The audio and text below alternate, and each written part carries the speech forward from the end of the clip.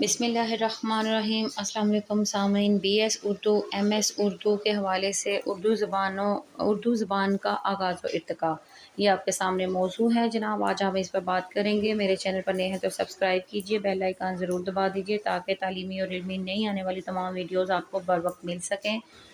Be S Urdu M S Urdu کے حوالے سے مزید کچھ ویڈیوز آپ کو ڈسکرپشن میں ان کا لنک دے دیا جائے گا۔ چلیے دیکھتے ہیں آج کا موضوع ہمارا اردو زبان کا آغاز و ارتقاء۔ کسی ادب کو صحیح طور پر سمجھنے اور اس کے متعلق کوئی صائب رائے قائم کرنے کے لیے یہ ضروری ہے کہ اس کی زبان کی تاریخ سے کم و بیش واقفیت حاصل کی جائے۔ اس خیال کو پیش نظر رکھتے ہوئے اردو زبان کی ایک مختصر سی تاریخ پیش کی جاتی ہے تاکہ ہم سب کو یہ معلوم ہو سکے کہ اس زبان کی کب، کیوں کر اور کہاں پیدائش ہوئی۔ رفتہ رفتہ کس طریقے سے اس زبان نے معراج ترقی کے زینوں کو طے کیا اور آج کس بلند و بالا مقام پر جلوہ فگن ہے۔ در حقیقت یہ وہ زبان ہے جو محض چند صدیوں کی کاوش اور آبیاری کا ثمرہ ہے، لیکن اگر اس کی وسعت اور ہماگیری پر غور کریں تو ہم حیرت میں پڑ جاتے ہیں کہ کس طرح یہ نخیز زبان دفعتاً ملک کے ایک خطہ کی مالکہ بن بیٹھی اور دوسرے خطہ شب و روز اسی فکر میں غلطاؤ پیچاں ہیں کہ اس کو آخر کون سا مقام عطا کیا جائے، اس لیے کہ اس کے جتنے انداز ہیں سب ملوکانہ ہیں۔ تاریخ کی اوراق گردانی سے بہتر یہ پتہ چلتا ہے کہ یہ کوئی ایسی زبان نہیں ہے جو دفعتاً معرض وجود میں آئی ہو، بلکہ یہ اسی ملک اور اس سرزمین کی پیداوار ہے۔ ہندوستان کے مختلف دور کی مختلف زبانوں سے اس کا خمیر تیار ہوا۔ سنسکرت کی بو باس ہے، پراکرت کا ڈھانچہ ہے، عربی، فارسی اور ترکی اور انگریزی کی گلکاریاں ہیں۔ تفصیلی داستان اس کی پیدائش کی اس طرح ہے کہ ہندوستان میں آریہ قوم کے آنے سے قبل یہاں کے مختلف خطوں میں مختلف زبانیں رائج تھیں۔ جب آریہ قوم ہندوستان میں آئی تو وہ اپنے ساتھ سنسکرت زبان بھی لائی۔ یہی سنسکرت زبان جب ملک کی مقامی بولیوں کے ساتھ آمیزش پذیر ہوئی تو ملک مختلف خطوں میں مختلف زبانیں پیدا ہوئیں جو پراکرت کے نام سے مشہور ہوئیں۔ انہی پراکرتوں میں ایک پراکرت وہ بھی تھی جو دلی اور مالوہ کے علاقوں میں جاری و ساری تھی اور جس کو وسعت و گہرائی میں دیگر پراکرتوں پر فوقیت حاصل تھی۔ یہی زبان آگے چل کر برج بھاشا کے نام سے موسوم ہوئی۔ جب مسلمانوں کا قدم ہندوستان میں آیا تو وہ اپنے ساتھ کئی مختلف زبانیں یعنی عربی، فارسی اور ترکی بھی ساتھ لائے۔ فاتح و مفتوح قومیں جیسے جیسے آپس میں شیر و شکر ہوتی گئیں، دونوں کی زبانیں بھی خلط ملط ہونے لگیں اور برج بھاشا نے عربی و فارسی اور ترکی زبانوں کے الفاظ اپنے دامن میں سمیٹنا شروع کیا، جس کا نتیجہ یہ ہوا کہ ایک نئی زبان کی تشکیل ہونا شروع ہوئی اور یہی وہ زبان ہے جس کا نام ہندی یا ہندوی، ریختہ، ہندوستانی اور پھر اردو پڑا۔ مسلمان حکمرانوں کے زمانے میں ہندوستان کی سرکاری زبان فارسی تھی اور اس زمانے کے شعراء فارسی زبان ہی میں کلام کہا کرتے تھے، لیکن رفتہ رفتہ کچھ ایسے شعراء بھی پیدا ہونے لگے جو تفنن طبع اور عوام کی دل بستگی کی خاطر کچھ ایسے کلام بھی کہتے جن میں فارسی اور برج بھاشا کے الفاظ کی آمیزش ہوتی۔ ایسے کلام کو وہ ہندی یا ہندوی کے نام سے موسوم کرتے۔ امیر خسرو دہلوی 1255 سے 1325 کے یہاں اس قسم کی چیزیں اکثر پائی جاتی ہیں۔ شاہ جہاں بادشاہ نے اس مخلوط زبان میں کوئی تحریر اپنے قلم سے لکھی تھی جس کے متعلق اورنگزیب شاہ جہاں کو اس طرح لکھتے ہیں۔ آگے فارسی میں یہ ایک مصرع لکھا ہے۔ ہندی کے ساتھ ساتھ نظم اردو کو ریختہ بھی کہتے تھے، چنانچہ شیخ مخدوم سعدی کاکوروی اور اکبر بادشاہ کے زمانے میں تھے۔ اس زبان کو اکثر ریختہ کے نام سے پکارا ہے۔ سعدی کے گفتہ ریختہ در ریختہ، شیر و شکر امیختہ، ہم شعر ہے ہم گیت ہے۔ اس نئی زبان کا نام اردو اگرچہ شاہ جہاں کے زمانے میں پڑا، لیکن اس نام کا رواج خاص طور پر اورنگزیب کے آخری دور سے ہوا۔ شاہ جہاں کے زمانے میں اس زبان کا نام اردو اس وجہ سے پڑا کیونکہ لشکریوں میں یہ زبان خاص طور سے رائج ہو گئی تھی اور اردو کے معنی خود لشکر، حکومت اور سلطنت کے ہیں۔ 19ویں صدی عیسوی میں جب انگریزوں کا تسلط ہندوستان میں ہوا تو 1800 میں انہوں نے کلکتہ میں فورٹ ولیم کالج کے نام سے ایک ادارہ قائم کیا۔ 19ویں صدی عیسوی کا جب بھی ذکر ہوتا ہے تو اس کا یہ مطلب نہیں 1902، 4، 5 نہیں، بلکہ 1800 جب شروع ہو جاتا ہے نا تو 19ویں صدی کہلاتا ہے وہ۔ یہ بات آپ لوگ ہمیشہ ذہن میں رکھیے، اکثر بچے کنفیوز ہو جاتے ہیں۔ 19ویں صدی عیسوی میں انگریزوں کا تسلط ہوا یعنی کہ 1800 میں ہو گیا تھا تو اس کو ہم 19ویں صدی کہتے ہیں۔ فورٹ ولیم کالج کے نام سے ایک ادارہ قائم کیا جس کی غرض و غایت یہ تھی، غایت ہے لفظ غارت لکھا ہوا ہے، کہ اردو زبان کو جو اب تک مستقل زبان بن چکی تھی فروغ دیا جائے، اور ساتھ ہی ساتھ جو انگریز ہندوستان میں افسر بن کر آئیں وہ اس ادارہ کے ذریعے اردو زبان کو سیکھیں تاکہ یہاں کی پبلک کو وہ سمجھ سکے، عوام کو۔ فورٹ ولیم کالج آپ نے پڑھا ہوگا، اور انتظام حکومت میں ان کو آسانی ہو۔ چنانچہ اس کالج کے ذریعے اردو ادب کی نمایاں خدمت ہوئی اور زبان کو زیادہ سے زیادہ آسان بنانے کی کوشش کی گئی۔ میر امن دہلوی نے قصہ چہار درویش کا جو فارسی زبان میں تھا عام فہم اردو میں ترجمہ کیا۔ اس زمانے میں اردو کو اکثر ہندوستانی بھی کہا کرتے تھے۔ اردو زبان کے آغاز کا حال تو معلوم ہو چکا اور اس کی ابتدائی شکل بھی دیکھ چکے۔ اب یہ دیکھنا ہے کہ اردو زبان کی ابتدائی نشوونما باقاعدہ طور پر کہاں ہوئی اور کیوں کر یہ زبان ترقی کی منزل پر گامزن ہوتی چلی گئی۔ اس زبان کے ایام طفولیت گہوارہ ملک دہن رہا، یعنی کہ بچپن کہاں گزارا اس زبان نے، وہ دکن تھا، جہاں 16ویں اور 17ویں صدی عیسوی میں قطب شاہی اور عادل شاہی خود مختار ریاستیں تھیں۔ ان خاندانوں میں کئی حکمراں ایسے گزرے جن کو اس نوزائیدہ زبان سے خاص الفت تھی، چنانچہ انہوں نے اس کی ترویج و ترقی میں حصہ لیا، اور ولی دکنی جو اردو زبان کا بابا آدم یعنی پہلا شاعر سمجھا جاتا ہے، اس زبان میں جو اس وقت دکنی زبان کہلاتی تھی طبع آزمائی کی۔ ان کا کلام آج کی اردو سے بہت زیادہ مشابہ اور مماثل ہے۔ پھر محمد شاہ ثانی کے زمانے میں یعنی 1721 میں جب ولی دکنی دلی آئے تو وہاں کے فارسی شعراء نے ان کے کلام کو دیکھ کر نہایت گرویدہ ہوئے۔ ان کے دلوں میں بھی اس زبان میں شعر گوئی کا شوق پیدا ہوا اور انہوں نے مستقل طور پر اردو میں شعر کہنا شروع کیا، اور اب اردو زبان دکن سے دلی منتقل ہو گئی۔ سراج الدین علی خان آرزو، محمد احسن، شاکر ناجی، مضمون اور آبرو وغیرہ دبستان دلی کے شعراء کے پہلے صف میں آتے ہیں۔ یہ بہت پرانے دلی کے شروع میں جنہوں نے اردو میں شاعری کی تھی۔ پھر میر درد، سودا، میر تقی میر وغیرہ کا زمانہ آتا ہے۔ یہ اردو شاعری کا زرعی دور کہلاتا ہے۔ اس دور کے شعراء نے زبان کو مصر خام سے کندن بنایا، خوبصورت الفاظ تراشے، اعلیٰ خیالات کو پیش کیا، اسلوب بیان میں جدت پیدا کی، کلام میں درد و سوز عطا کیا۔ جب دلی پر تباہی آئی اور لکھنؤ کی خود مختار حکومت نے علم پروری اور علم دوستی کا اعلان کیا، شعراء کو بیش بہا رکن سے نوازنے لگے، تو دلی کے شعراء کی بساط الٹنا شروع ہوئی اور وہ لکھنؤ میں جا کر قیام پذیر ہونے لگے، یہاں تک کہ میر اور سودا جیسی باکمال ہستیوں کو بھی دلی کو الوداع کہنا پڑا۔ البتہ میر درد برابر دلی میں قیام پذیر رہے۔ اردو شاعری کا مرکز اب بجائے دلی کے لکھنؤ ہو گیا، جہاں دن دونی رات چگنی یہ زبانیں ترقی کرنے لگیں، یہاں تک کہ انشا، مصفی، آتش اور ناسخ جیسی باکمال ہستیوں کا مرکز لکھنؤ ہوا، جن کے احسانات سے اردو زبان کبھی سبکدوش نہیں ہو سکتی۔ جیسے جیسے لکھنؤ کی زندگی پر عیش پرستی غالب آنے لگی، وہاں کی شاعری بھی اس رنگ سے متاثر ہونے لگی۔ چنانچہ بعض شعراء نے بجائے اپنی زبان میں کلام کہنے کے وہاں کی بیگمات کی زبان میں کلام کہنا شروع کیا، اور جس کا نام انہوں نے ریختھی رکھا۔ کہا جاتا ہے اس زبان کی بنیاد سعادت یار خان نے رکھی تھی، لیکن اس قماش کی زبان کو جنہوں نے معراج کمال پر پہنچایا وہ جان صاحب جان ہیں۔ یہ فن و ادب کی نہیں بلکہ عیاشی کی زبان تھی جو بہت دنوں تک نہیں چل سکی۔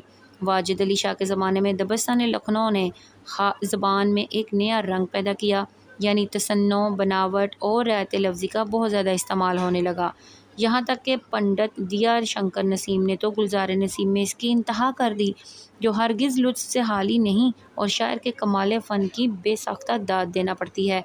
لکھنوی وہ سرزمین ہے جہاں میر انیس اور مرزا دبیر جیسی باکمال ہستیاں پیدا ہوئیں جنہوں نے مرثیہ گوئی میں غیر فانی شہرت حاصل کی۔ دلی کے آخری ایام یعنی بہادر شاہ کے زمانے میں ذوق، غالب اور مومن جیسے باکمال شعراء گزرے۔ ذوق نے تو قصیدہ گوئی کو معراج کمال تک پہنچایا اور خاقانی ہند کا دربار شاہی سے ان کو خطاب عطا ہوا۔ 1854 میں انہوں نے انتقال کیا اور 1857 میں غدر واقع ہوا۔ غالب اس دور انحطاط کا نمائندہ شاعر ہے جس کے کلام میں ایک کشمکش کی کیفیت پائی جاتی ہے، اور جس نے پہلے یہ محسوس کیا کہ غزل کا دامن محدود ہے اور ہر قسم کے خیالات اور ہر قسم کی باتیں محض غزل کے ذریعے ادا نہیں کی جا سکتیں، بلکہ اردو شاعری میں دیگر اصناف سخن کو بھی رواج دینے کی ضرورت ہے۔ غالب کے بعد اردو شاعری نے کروٹ بدلی اور حالی محمد حسین آزاد، اسماعیل میرری جیسی بزرگ ہستیوں نے جنم لیا۔ انہوں نے اردو شاعری کو زندگی سے قریب تر لانے کی کوشش کی اور فن لطیف کے مسائل حیات کے حل کرنے کا آلہ بنایا۔ اب تک اردو شاعری کا اطلاق عموماً 3 اصناف سخن پر ہوتا تھا: غزل، قصیدہ اور مثنوی۔ غزل کی کیفیت یہ تھی کہ ولی دکنی سے لے کر کم و بیش غالب تک محض ایک رنگ کی چیز تھی، یعنی وہی عشق و محبت کی باتیں، ہجر و وصال کی کیفیتیں، مبالغہ آمیزی کی بہتات، کوئی جدت نہیں، فرسودہ مضامین، فرسودہ خیالات اور فرسودہ طرز ادا اور زندگی سے بہت دور خیالات اور تصورات کی دنیا اور بس۔ قصیدہ میں وہ خود فروشی کے جذبہ سے کام لے کر اپنے ممدوح کو، جس کو ایک قدم چلنے کی صلاحیت نہ تھی، ہمالیہ کی آخری چوٹی پر لے جا کر بٹھانا چاہتا تھا۔ قدرت ادھر بساط حکومت الٹنے کو تھی، ادھر غالب کا بادشاہ وقت کے متعلق یہ حسن ظن کے بہادر شاہ کے حق میں یوں قصیدہ خواں تھے: اے شہنشاہ فلک منظر بے مثل و نظیر، اے جہاں دار کرم شیوائے بے شبہ و عدیل، پاؤں سے تیرے ملے فرق ارادت تو رنگ، فرق سے تیرے کرب کسب سعادت اقلیل۔ اس طرح ہماری مثنویاں تھیں جن میں عشق و محبت کی باتیں، بھوت پریت کے واقعات درج تھے۔ ان قصوں میں نہ تو کوئی جان تھی، نہ اصلیت، حسن و عشق کی بکواس تھی اور بس۔ اب یہ ذرا سخت الفاظ استعمال کر دیے گئے ہیں، بکواس کا لفظ آپ پلیز استعمال مت کیجیے گا، اس کو اگنور کریں۔ اس حسن و عشق کے علاوہ اور کچھ نہ تھا، ایسے کر لیں۔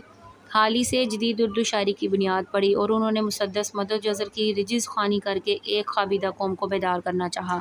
حالی کے بعد اکبر الہ آبادی نے اپنی غم زدہ قوم کو ہنس ہنس کر گدگدایا اور ہنسی ہی ہنسی میں اس کی کمزوریوں سے روشناس کرایا۔ یہ وہ زمانہ تھا جب کہ مسلمانوں نے اپنے آپ کو عام طور پر ایشیائی روایات کو چھوڑ کر یورپ کے بہتے ہوئے سیلاب کے سپرد کر دیا تھا۔ مٹ رہے تھے لیکن اپنے خیال میں مگن تھے۔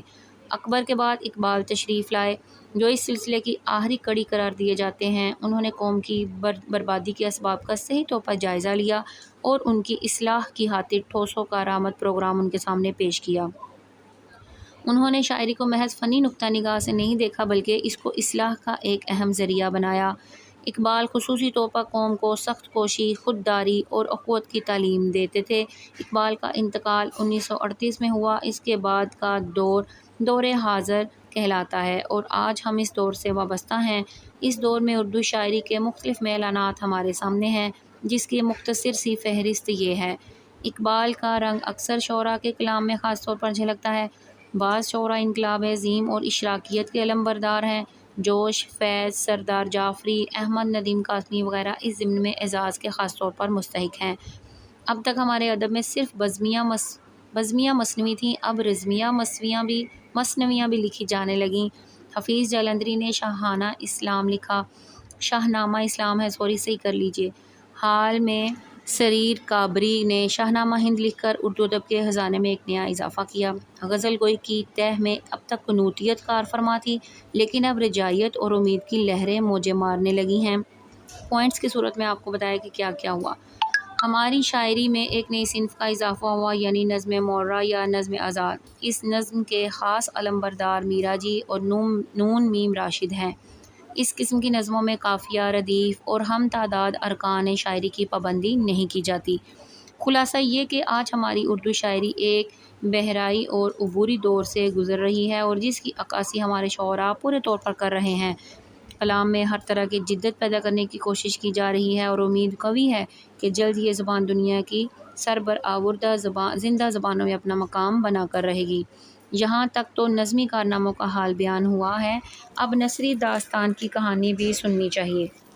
نظم نگاری کے ساتھ ساتھ نثر نگاری بھی ابتدا سے ہی ہوتی رہی اور اس صنف ادب میں ہمارے بزرگان دین کی خدمت کا ناقابل فراموش ہے۔ وہ مذہبی تبلیغ و دین کی اشاعت اسی بھاشا میں کرتے تھے۔ رفتہ رفتہ حکایات اور قصص کی طرف ادب نے رجوع کیا، یہاں تک کہ قطب شاہی دور میں ملا وجی نے سب رس نام کی ایک کتاب لکھی۔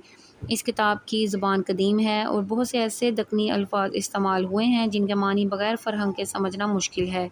رفتہ رفتہ طویل داستانوں کے لکھنے کا سلسلہ شروع ہوا اور طلسم، ہوش ربا، داستان امیر حمزہ وغیرہ جیسی داستانیں لکھی گئیں۔ پھر طویل افسانوں کے لکھنے کا رواج پیدا ہوا جو کہ ناول بھی کہلاتے ہیں۔ میر امن دہلوی نے قصہ چہار درویش لکھا جس کی زبان صاف اور سادہ ہے۔ پھر رجب علی بیگ سرور نے فسانہ عجائب لکھا۔ اس کی عبارت میں فارسیت غالب ہے۔ 19ویں صدی کے آخر میں پنڈت رتن ناتھ سرشار نے فسانہ آزاد لکھا جو لکھنؤ کی زندگی کی بولتی چالتی تصویر ہے۔ پھر تو ناول اور افسانوں کے لکھنے کا رواج عام ہو گیا۔ ڈپٹی نذیر احمد نے توبۃ النصوح، ابن الوقت، مرۃ العروس اور بنات الناس جیسے اہم ناول لکھے جو اپنے دور کے لحاظ سے کامیاب کہے جا سکتے ہیں۔ ان کے بعد مولوی عبدالحلیم شرر نے بے شمار تاریخی اور رومانی ناول لکھے جن میں منصور موہنا، فردوس بریں، فتح اندلس وغیرہ خاص طور پر قابل ذکر ہیں۔ سر سید احمد کے دور میں خود انہوں نے اور ان کے رفقا نے نہایت شد و مد کے ساتھ زبان و ادب کی خدمت کی۔ سر سید نے آثار الصنادید نام کی ایک تاریخی کتاب لکھی جس میں اس دور کی قدیم شاہی عمارتوں کی مفصل تاریخ بیان کی گئی ہے۔ پھر ان کے علمی اور سیاسی مضامین اکثر و بیشتر تہذیب الاخلاق نامی رسالے میں شائع ہوتے رہے۔ حالی جنہوں نے جدید اردو شاعری کی بنیاد ڈالی، اردو نثر نگاری میں بھی کئی اضافے کیے۔ اول تو یہ کہ ہمارے ادب میں سیرت نگاری کا رواج پیدا کیا۔ دوسرے 3 مشہور سوانح عمریاں لکھیں، حیات سعدی، یادگار غالب اور جاوید نامہ۔ جاوید نامہ میں سر سید کی زندگی کے حالات درج ہیں۔ حالی نے ایک دوسرا اہم کام یہ کیا کہ انہوں نے مقدمہ شعر و شاعری کے اندر اردو میں جدید تنقید نگاری کی بنیاد ڈالی۔ حالی سے قبل غالب نے اردو ادب کو خطوط نویسی کے جدید انداز سے روشناس کرایا۔ ان کے خطوط کے مجموعے اردو معلیٰ اور عود ہندی کے نام سے مشہور ہیں۔ 20ویں صدی عیسوی کے ابتدائی دور میں منشی پریم چند نے بے شمار ناول اور افسانے لکھے جن میں عام طور پر دیہاتی زندگی کی عکاسی کی گئی اور اس کے علاوہ ملوکیت، اشتراکیت، جاگیرداریت پر بات کی گئی تھی۔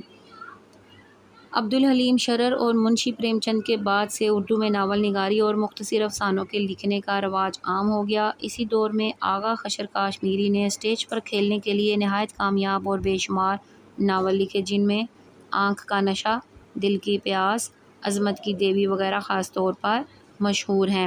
یہاں پہ ناول لکھا ہوا ہے، ڈرامہ آئے گا یہاں پہ۔ غرض کہ اردو نثر نگاری کے ہر شعبے پر ہماری نثر نگاری کی توجہ مبذول ہوئی اور دور حاضر کے مشہور افسانہ نگاروں میں راشد الخیری، نیاز فتح پوری، کرشن چندر، منٹو، عظیم چغتائی، راجندر سنگھ بیدی وغیرہ کا نام آتا ہے۔ تنقید نگاروں میں آل احمد سرور، احتشام حسین، کلیم الدین احمد، عبادت بریلوی، اختر اورینوی کا ذکر کرنا کافی ہے۔ اسی طرح ڈرامہ نگاری میں کرشن چندر اور اشتیاق حسین قریشی کا نام بھی آتا ہے، مگر اس صنف میں ہمارا ادب ابھی بھی بہت زیادہ ترقی نہیں کر سکا۔ ڈرامہ میں ہم ذرا پیچھے ہی رہے ہیں، باقی بڑا بہترین ادب ہے۔ غرض کے کاف ہے کے آنا ہے۔ موجودہ نظم و نثر نگاری کی رفتار کو دیکھ کر اردو زبان کی ترویج و ترقی کی طرف سے کافی امید ہے۔ پھر بھی یہ کہے بغیر نہیں رہا جاتا، گیسوئے اردو ابھی منت پذیر شانہ ہے، شمع یہ سودائی دل سوزی پروانہ ہے۔ اقبال کا شعر نہایت خوبصورت۔ ویڈیو کو لائک کیجیے، دوسروں کے ساتھ شیئر کیجیے، میرے چینل پر نئے ہیں تو سبسکرائب کیجیے۔ ڈسکرپشن میں مزید آپ کو علم بیان کے حوالے سے لنک ملے گا۔